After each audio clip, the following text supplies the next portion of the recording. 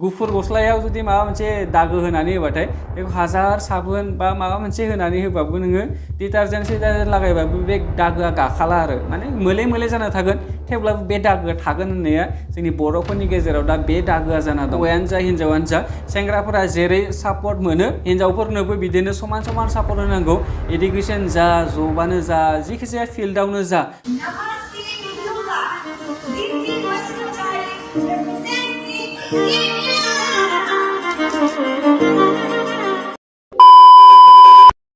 लोगोफोर फैलायबाय गोदान मोनसे भिडिअनि गेजेरजों दिनै आं नोंथांमोनजों रायज्लायगोन हौवासा आरो हिन्जावसाफोरनि गेजेराव समान समान इकुवेल राइट्स। नोंथांमोननो आं बुंनानै होनि माने हौवासा आरो हिन्जावसाफोरनि गेजेराव समान समान मोनथाय दंना गैया जोंनि बर' समाजाव। स' आं नोंथांमोननो बुंनानै होनि जायफोरबा सिख्लाफोरा जौगानो नाजादों नोंथांमोना मालाबाबो जौगानो नाजानांला। माने जाय खामानिखौ जौगानायनि थाखाय बाहायगासिनो नोंथांमोना बे खामानिफोरखौ दोनथ'दो। मानो होनना बुंबाथाय हिन्जावसाफ्रा जोंनि बर' समाजनि गेजेराव गोजौआव थांनो मोना। मानो बे खोथाखौ आं बुंदों होनबाथाय बेनिबो मोनसे जाहोन दं। खालि हौवाफ्राल' गोजौआव थांदो। नोंथांमोनहा आं लास्टसिम नोंथांमोना बे भिडिअखौ नायबाथाय बुजिनो मोनगोन आं बे खोथाखौ मानो बुंदों। मानो हिन्जावसाफोरा माने गोजौआव दावखोनाङा। बेनिफ्राय नोंथांमोननो भिडिअनि गेजेरावनो मोनसे खोथा बुंनो गोसो जायो। गोबां मानसिफोरानो चेनेलखौ साबस्क्राइब खालामना लायाखै। 13,000 साबस्क्राइबारसिम जों सहैथारसिगोन आरो 300 जनल' नांथारसिगौ। जानो हागौ गोबां मानसिफोरानो चेनेलखौ साबस्क्राइब खालामना लायाखैना। नोंथांमोना चेनेलखौ साबस्क्राइब खालामना लाबानो जाबाय आरो जाहाथे नोंथांमोना आंनि गोदान गोदान भिडिअखौ बिदिनो नुबाय थायो। जोंनि बर'फोरनि गेजेराव साननैसो आगोलाव माने 1 बोसोर 2 बोसोर आगोलाव जोबोर माने रंजा बाजा गावजों गाव सापर्ट होलायोमोन। खिन्थु दा साननैसो राव सापर्ट होलादे। मोनसे समाव ओरैबायदिमोन माने सोरबा जोंनि बर'नि गेजेराव सोरबा जुदि गोजौआव थांनो नागिरदोंबाथाय बेखौ बयबो गोजौआव थिनहरोमोन माने नारखोनानै थिनहरोमोन आरो सापर्ट होलायनानै। खिन्थु आजिखालि बिदि नंला। आजिखालि सोरबा जुदि गोजौआव थांनो नागिरब्लाथाय बेखौ गाहायावनो दानख्लायना दोनो। बेनि बिफांखौ माने जाय बिफाङाव गाखोनानै बिथाङा गोजौआव थांनो नागिरदों गुदियावनो दानख्लायना होयो। आगोलाव बिदि नङामोन जे आगोलाव माने एसेबांखिनि एना एनिब्लाबो माने सोरबा बर'खौ सापर्ट खालामनानै गोजौआव थिनहरो बेनिफ्राय गुदियाव दानख्लायनायाथ' गोबां मानसियानो थाखायो। खिन्थु सोरबा गुदियाव दानख्लायनो हाबाबो माने बे दस्रा फांसे बिफाङाव माने बागस्थाबनानै थाहैनो हायोमोन। माबोरै होनना बुंबाथाय माने बे गोजौआव थांखाबाय नालाय बेखौ गुदियाव दानख्लायबाबो मालाय दस्रा बारस्लायबाय थानो हायो बे। खिन्थु आजिखालिदि सोरबा गोजौआव थांनो नागिरबाथाय बे बिफांखौ गाहायावनो दाननानै होयो। माने गोजौआवनो थांनो होखाथ्रा आरो ओरैबायदि जाना दं जोंनि बर'फोरा। दाखालि बावैसो नोंथांमोना मिथिखायो दिप्ति बसुमतारी जायबा माने गुवाहाटी सारियालिनि एक्ट्रिस होनना बुंगोन आं। गोबां बेयावनो गोबां मानसिफ्रा सिनायो आरो जायफोरबा माने काहानिखौ मिथियाखै आं नोंथांमोननो लासै लासैनो बुंलांगोन बे भिडिअनि गेजेराव मा जादों मा जामाराखै। खोथाया जाहैबाय दिप्ति बसुमतारी दाखालि बावै मिस फ्रेन्डशिप इन्टारनेशनेल माने जायबा चाइनायाव खुंजादोंमोन मोनसे फेशन श'आव थांदोंमोन बिथाङा। बेनि आगोलावबो बड'लेण्डआवबो मोनसे जादोंमोन ना 2022 मायथाइयाव मिस बड'लेण्ड बेयावबो उइनार जाखांबाय। दिप्ति बसुमतारीया क'क्राझार जाहारबारिनि होननानै बुंदों बिथाङा गावनो। बिनिफ्राय बिथांनि मोननैसो एलबाम दंमोन जेराव गुवाहाटी सारियालि नोंथांमोना एसे फेमासखौ बुंनानै होनि आं। गुवाहाटी सारियालि लोगोसे इण्डिया का नाम्बार 1 बडि स्प्रे फग होननाय मोनसे दंमोन ना बेबो आरो नोंथांमोना नुखाबायानो अलरेडि दिप्ति बसुमतारीनि माने एलबामफोरखौ गोबां मानसिफ्रा नुखाबाय आरो नुवाखैबाबो गानखौथ' खोनादोंआनो जानांगौ। मानोना गोबां भाइरेल जादों आरो बिदिनो गोबां मानसिफ्रानो फसायदों बिनि एलबामफोरखौबो। आरो माखासे एलबाम दंबावोमोन गासैबो एलबामनि नामखौथ' आं बुंबाय थाला नोंथांमोना बेयावनो सिनायथिखौ मोनबाय आरो बिथांनि। खोथाया जाहैबाय दाखालि बावै मिस फ्रेन्डशिप इन्टारनेशनेल माने चाइनायाव खुंजानाय फेशन श'आव बिथाङा भट नागिरदोंमोन आरो माने भट होनानै जों देरहाहोनो हायोमोन आरो देरहाया बे उननि खोथामोन। खिन्थु आजिखालि सिख्लाफोरखौ माने गोबां मानसिफ्रानो भट होनो नागिरला। जायबा सिख्लाफोरा माने माबा मोनसे खामानि मावगासिनो दंना जौगानायनि बेयाव माने जोंनि बर'फ्रा बेखौ हेफाजाब होला आरो जोंनि बर'फोरनि माने भट होनाया 50-50 जानानै दं मोननै साइडआव। माबायदि होननानै बुंबाथाय आं नोंथांमोन बुंनानै होनि बे मोननै नोंथांमोन आं एजेयावनो बुजायनि आसिजोंनो बुजायदो दोनसै। बे मोननैनि गेजेराव बिसोर माने भट होगोन बिसोरो भट होआ। जायबा भट होगोन बिसोरो माने दे जोंनि बर'नि फिसा बे जौगानांगौ उनाव मा जाया बेनि खोथासै।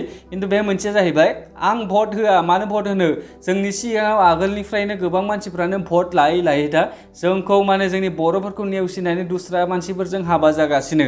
माने थिगानो दं बिसोरनाबो आगोलनिफ्रा जिबायदि देखायबोबाय माने दा जिबायदि देखायलांगासिनो दं आगोलाव जोंनि बर'फोरनिफ्राय गोबां भट लानानै माने दस्रा हारिफोरजों थांनाय बा जोंनि बर'नि रावफोरखौनो रोङा बिदि देखायलांगासिनो दं नालाय गोबां मानसिफ्रानो दुखु मोनदों बेनि थाखायनो मोननै साइड जाबाय आरो दा जोंनि भट होग्राफोरा बर'नि गेजेराव बिसोर सानो जि जाबाय आगोलनिफ्रा बिदि माने भट लाना देरहाखांनानै जोंनि बर'फोरखौ नायाब्लाबो जानो हागौ बे माने दा फैबाय थानाय उन्दै गथ'साफ्रा माने बे सोलायनाय फैगोन आरो बिसोरनि बायदि जानाय नङा बिसोर माने मोजां खामानि मावलांबाय थागोन जोंनि थाखाय जायबा आगोलाव देखायलांदोंमोन नालाय गासैखौबोथ' जों सेम होननानै बुंजाया बेफोरबायदि सानो आरो जों भट होगोन मोजांल' जालांबाय थाथों जोंनि बर' हारिया नामल' जालांबाय थाथों खिन्थु बेजा साइडआ जाहैबाय जोंनिफ्राय भट लागोन नोंसोर गोजौआव थांबाथाय जोंखौ नेवसिगोन जोंनि हारिखौ नेवसिगोन माने बेफोरबायदि साननाय आरो दा जों सोरखौ माने गाज्रि बुंनो दा बिसोरनि बुंनायाबो थार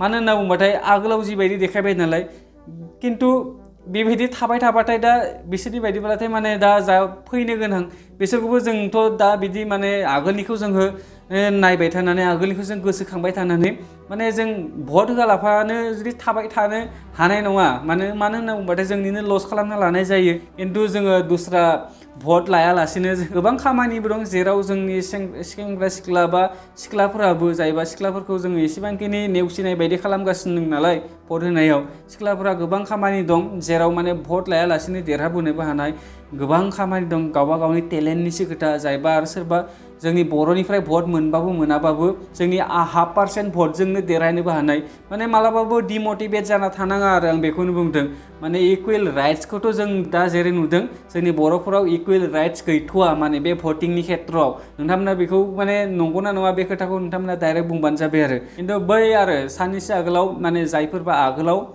बिदिनो भट लानानै गोबां दागो खालामलांबायना बे दागोखौनो दासिमहालागै जोंनि बर'फोरनि गेजेराव माने हुख'नो हायाखै आरो दागो नांनाय माने बेखौ मालाबाबो हुख'नो हाला बेफोरबायदि मोनसे आरो जेसेबांखिनि मोजां डिटारजेन्ट थाब्लाबो गुफुर गस्लायाव जुदि माबा मोनसे दागो होनानै होबाथाय बेखौ हाजार साबोन बा माबा मोनसे होनानै होबाबो नोङो डिटारजेन्ट लागायबाबो बे दागोआ गाखाला आरो माने मोले जाना थागोन थेवब्लाबो बे दागोआ थागोन होननाया जोंनि बर'फोरनि गेजेराव दा बे दागोआ जाना दं माने आगोलाव भट लानानै दस्राफोरजों थांनाय बेफोरो आरो खिन्थु गोबां मानसिफ्रानो भट हरो नोंथांमोना मोजांखौनो मावदों गाज्रिथ' मावाखैना नोंथांमोना जुदि नों सासे मानसिनो भट हरालासिनो थास्लायस्लाय नोंथांमोनाथ' भटखौ हरदोंना माने बेजोंनो माबा मोनसेथ' इन्सपायार जादों 41,000 भटआबो ओरैनो नङा मिन्थिबायना नोंथांमोना जुदि बेनि आरो डाबल जायोबाथाय माने 80,000 बारलांगौमोन जुदि 41,000आव आरो डाबल जाहैबाथाय नोंथांमोनाथ' नुखादोंआनो थेवब्लाबो जेबो नङा बे खेबसेयाव जोंना फेल थांबाय जानो हागौ उनफोराव जों फार्स्ट जाबावगोन आरो बिदिनो गोबां बयनिबो साननायाथ' समान नङा थेवब्लाबो जों माने इकुवेल राइट्स मोननांगौ सेंग्राफ्राबो सिख्लाफ्राबो हौवायानो जा हिन्जावानो जा सेंग्राफोरा जेरै सापर्ट मोनो हिन्जावफोरनोबो बिदिनो समान सापर्ट होनांगौ एडुकेसन जा जबानो जा जिखिजाया फिल्डआवनो जा माने गावबा गाव समान राइट्स थायो आरो बयबो बिनिफ्राय जों बेखौ समान राइट्स होनांगौ आंथ' बिराद मोजां मोनदों दिप्ति बसुमतारी बिथांखौ माने बिथाङा माने जोंनि बर' हारिनिफ्राय एसेबांखिनि गोजौ लेभेल इन्टारनेसनेल लेभेलाव फेशन श'नि गेजेराव थांहैनो हादों बिथाङाबो ओरैनो माने दिप्ति बसुमतारीयाबो न'आव ओरैनो जिरायनानै खस्थ' खालामालासिनो बिसिम लेभेलाव थांनो हायाखै आरो मानो होनना बुङोबाथाय मिथिखायो नों न'आवनो जिरायना थानानै जेबो खस्थ' खालामाबाथाय बियो माने बिसिम लेभेलाव थांनायनि मालाबा पसिबोल नङा माने बिथाङा जोबोर स्ट्रागल दं जायखौ जों नुनो मोनाखै हे लोगोफोर भिडिअआथ' जोब्बाय नोंथांमोना दासिमहालागै गोबां मानसिफ्रानो चेनेलखौ साबस्क्राइब खालामना लायाखै बेनिखायनो नोंथांमोना दासिमहालागै सोरबाफोर जुदि चेनेलखौ साबस्क्राइब खालामाखैब्लाथाय दाहालागिबो नोंथांमोना साबस्क्राइब खालामना लाबानो जाबाय जाहाथे नोंथांमोना आंनि फैनो गोनां गोदान मोनसे भिडिअखौ थाबैनो नुबावो